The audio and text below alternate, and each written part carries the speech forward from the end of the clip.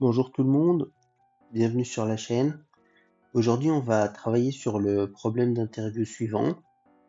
Combien de fois faut-il jeter une pièce en moyenne pour obtenir n fois pile à la suite? Alors, si vous souhaitez réfléchir au problème, essayer de le résoudre par vous-même, c'est le moment de faire pause sur la vidéo avant qu'on travaille sur la solution ensemble.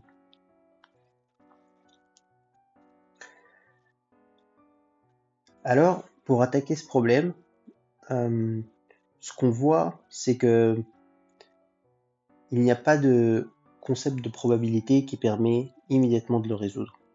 Et quand on a un problème qui clairement n'est pas facile comme celui-là, une bonne idée, c'est de commencer par prendre un cas simple.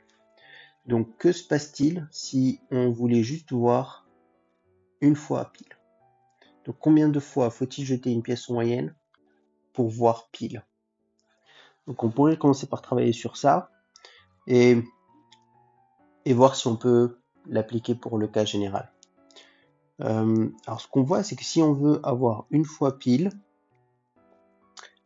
intuitivement, je dirais, on a l'impression qu'il faut jeter la pièce deux fois. Bien sûr, je considère ici que la pièce est une pièce qui donne pile et face avec 50% de chance.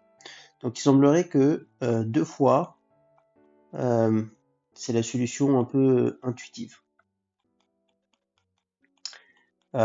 Et on peut démontrer que c'est deux fois, et on va le faire pour voir si on a là une solution qu'on peut généraliser. Donc pour démontrer que la réponse est 2, on a deux possibilités. La première, c'est de calculer en fait tout simplement l'espérance, puisque en fait calculer le nombre de fois en moyenne où il faut jeter la pièce, c'est en fait un calcul d'espérance. Donc on peut faire le calcul d'espérance classique, donc c'est-à-dire la somme de toutes les possibilités multipliées par leur probabilité d'arriver. On va faire ça. Et l'autre méthode pour attaquer le problème, c'est de démontrer que de manière générale, si on a un événement qui a une probabilité en fait P de se produire, en réalité, en moyenne, il faut tenter l'expérience 1 sur P fois pour réussir. Et donc ici, en l'occurrence, en fait, tirer pile, ça a une chance de 50%. Et donc ça nous donne 2, ce qui correspond en fait à l'intuition. Mais on va démontrer aussi ce résultat. Ce qu'on va faire d'abord, c'est qu'on va utiliser la méthode 2 pour résoudre ce premier cas, pour comprendre comment ça fonctionne et pour comprendre pourquoi ça ne se généralise pas dans le cas N.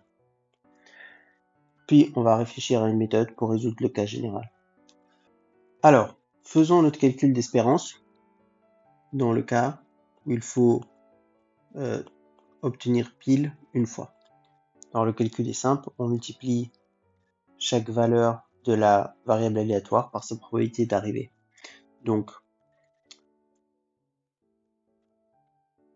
notre espérance est égale à, donc, on peut obtenir pile en une fois avec une probabilité donc de 1/2, c'est-à-dire on lance la pièce et on obtient pile directement. Mais on peut aussi avoir le pile au deuxième lancer si on a obtenu face au premier coup et pile au deuxième coup. À chaque fois, je multiplie par 1/2 parce qu'en fait, c'est une pièce classique et donc on a 50% de chance d'avoir pile et 50% de chance d'avoir face et on les multiplie puisque ce qu'on veut, c'est l'intersection des deux événements. Et en fait, on pourrait continuer comme ça.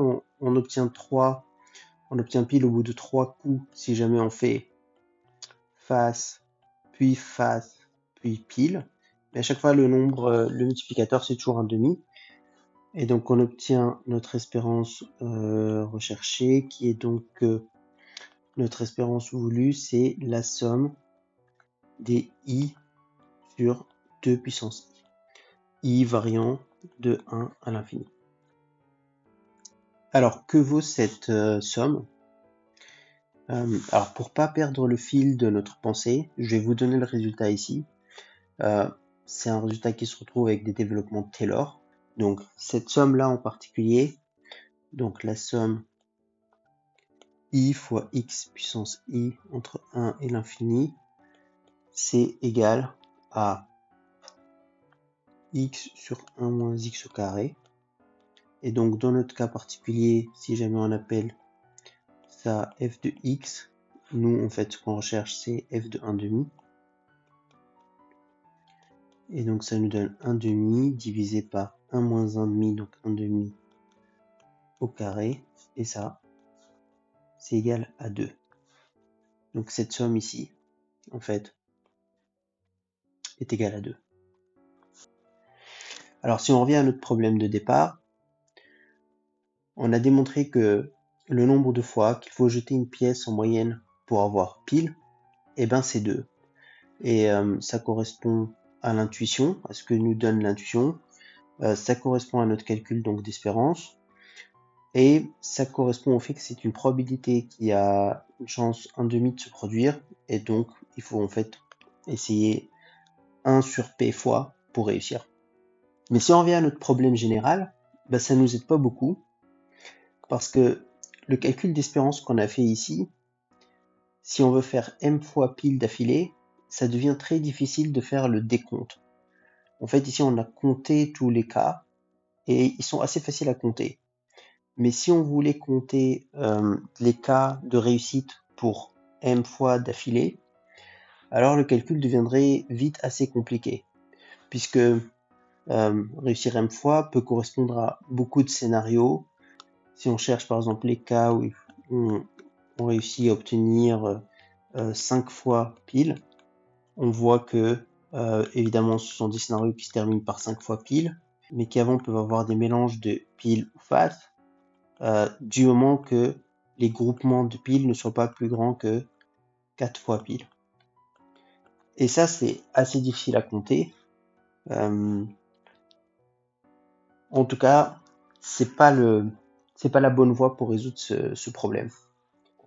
Donc ce qu'on voit, c'est que la méthode qu'on a utilisée pour le cas simple ne marche pas dans le cas général. Alors la bonne façon d'attaquer ce problème, c'est donc d'utiliser le fait que on peut avoir une fois face, une fois pile, 2 fois pile, 3 fois pile, mais si on obtient une fois face, on repart à 0. Il y a un phénomène un peu d'accumulateur.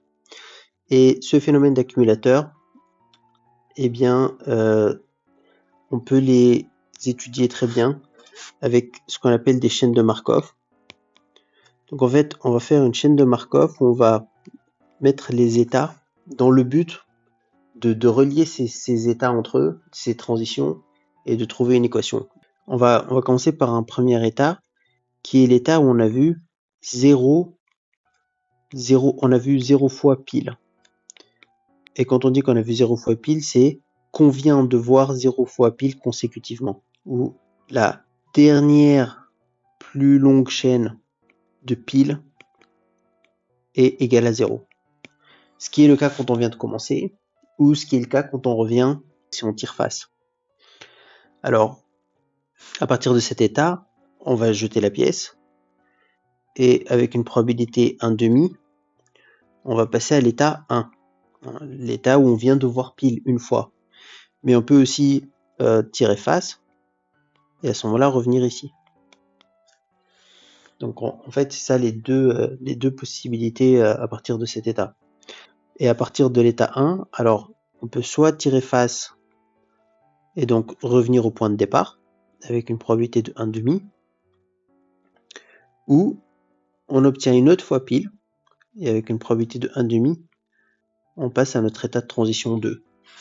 Et la chaîne continue, sachant que de 2, on peut passer aussi à 3, mais avec une probabilité 1/2, on va revenir au point de départ. Et donc la chaîne se continue jusqu'à atteindre un état final n, on vient de voir n fois pile consécutivement, et donc ça correspond bien à notre problème. On a reproduit ici la chaîne de Markov, puisqu'on va essayer maintenant d'en sortir une équation pour relier les différents états et trouver la solution à notre problème. On va appeler f de 0 on va appeler donc f de i, ou de manière générale, mais ici f de 0, le nombre de fois qu'il faut jeter la pièce pour atteindre n en partant de 0. Donc, si on jette la pièce à partir de 0, le nombre de fois qu'il faut jeter la pièce en moyenne, donc c'est 1 plus, puisqu'on va jeter déjà la pièce une fois, et puis selon les cas où on atterrit, le nombre de G restants dépend de là où on atterrit. Donc f de 0, on trouve que c'est 1 plus, on a une chance sur 2 de revenir là où on était, hein, donc de revenir à 0. Ou alors on a une chance sur 2 de passer à 1, et donc ça devient 1 demi de f de 1. Et donc là on voit une relation qui va se mettre en place entre les différents états. Donc de la même manière, on a f de 1 donc, qui est égal à, donc on jette la pièce une fois, soit on revient à 0, hein, puisque c'est ce qui se passe si jamais on obtient face, soit on passe à l'état 2 si jamais on n'obtient plus, etc., etc., jusqu'à l'état donc f de n-1, où on jette notre pièce, soit on revient, soit on a gagné, et donc en fait ici ce serait virtuellement un demi de f de n, mais c'est 0, donc en fait on a gagné ici, et donc il n'y a rien. Et là on a tous les termes de notre système d'équation. Alors on peut résoudre notre système d'équation en réinjectant f de n-1, puisque f de n-1 a une expression qui est assez sympathique. On va prendre f de n-1 et on va l'injecter dans la ligne précédente. Donc on obtient par exemple que f de n-2 est en fait égal à donc ce terme là qui est en fait f de n-1 plus 1 demi de f de n-1. Et puis on va pouvoir aller au terme suivant juste pour essayer de comprendre comment ça fonctionne. Si on va au terme précédent, on a ce terme 1 plus 1 demi de f de 0, on le remplace comme d'habitude avec f de n-1, puisque nous on veut faire apparaître des termes de f de n-1 pour remonter jusqu'à 0. Donc 1 plus 1 demi de f de 0, on le remplace par notre f de n-1, et puis on a 1 demi de f de n-2, et là on va remplacer par la formule qu'on a obtenue avant, qui est f de n-1 plus 1 demi de f de n-1. Et là, on voit une petite équation qui se met en place, hein, puisqu'on a f de n-1 ici, plus 1 demi de f de n-1, plus 1 quart de f de n-1. Et là, on était au cas n-3.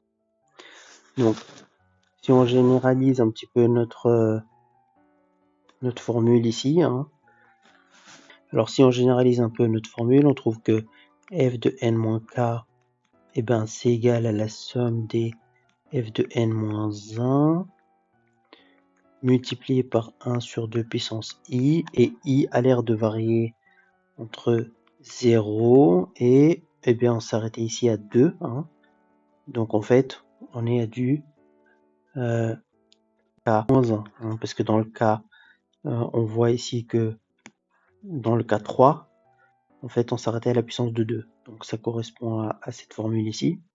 Et le cas qui nous intéresse, c'est particulièrement le cas f de n-n, qui est le cas 0.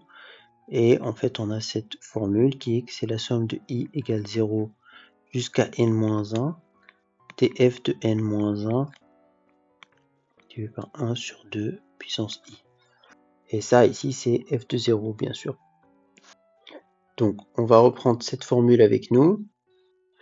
Et on ne va pas oublier aussi qu'on a cette formule ici. Et en fait, en combinant ces deux-là, on va pouvoir sortir f de 0 et f de n-1. Alors, on reprend ici les deux équations qu'on veut résoudre. Avec ce terme ici, qui est grand A. Alors, ici, c'est simplement une somme géométrique de 0 de à n-1.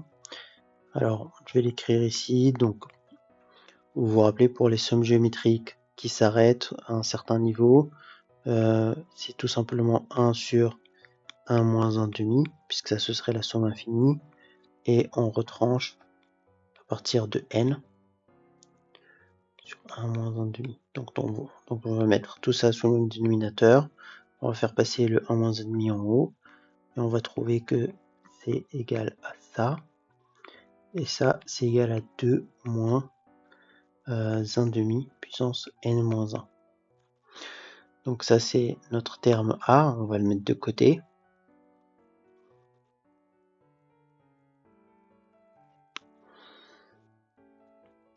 Alors nous ce qu'on veut c'est sortir f de 0, donc on trouve que si on réinjecte cette équation, l'équation de droite dans celle de gauche, on trouve que f de 0 c'est 1 plus 1 demi f de 0 multiplié par ce nombre qu'on a appelé grand A, et donc on trouve que si on fait passer ça de l'autre côté, on trouve que f de 0 multiplié par 1 moins 1 demi de A est égal à A, et donc que f de 0 est égal à A sur 1 moins 1 demi de A.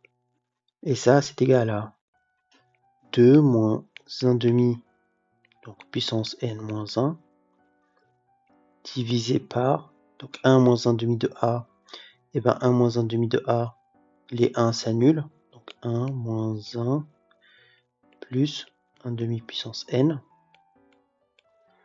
Et on va trouver donc qu'on a un terme ici, 1 demi puissance n, hein, qui va passer en 2, et on va trouver 2 puissance n plus 1, moins 2. Donc voilà notre résultat final. F de 0, c'est 2 puissance n plus 1 moins 2. Donc combien de fois faut-il jeter une pièce en moyenne pour voir n fois pile consécutivement, ou d'ailleurs n fois face consécutivement, c'est pareil. Et bien on trouve que c'est 2 puissance n plus 1 moins 2. On voit que si n égale 1, on retombe sur nos pattes puisqu'on retrouve 2 puissance 2 moins 2 est égal à 2. On voit aussi que si on avait voulu tirer 2 fois pile consécutivement, là d'un coup on passe à 8 moins 2 égale à 6, etc., etc.